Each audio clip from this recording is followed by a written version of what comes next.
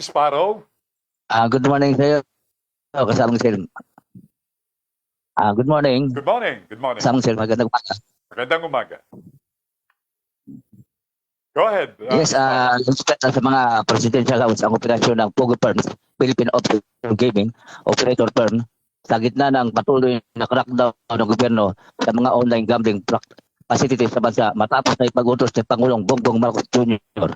Ito ang kinumpirma ng National Bureau of Investigation, NBI, kasabay sa pagka-aresto sa 24 na Pilipino at 5 foreigners na umunay sangkot sa iba't ibang uri ng scamming activities. Ayon kay NBI Cybercrime Division Chief Jeremy Lotok, ang mga naarestong suspect ay bahagi umano ng splitter group ng Pogo Fap.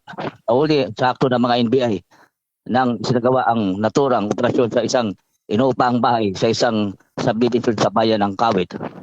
Na-recover mula sa mga naarestong individual ang mga pre-registered SIM card, Gcash account, at naglalaman ng script at cellphone at text dash ng machine. Wala dito sa Kamanaba area, ito si Sparrow o Naronyapi ng DWRB 103.9. Ikaw ang una.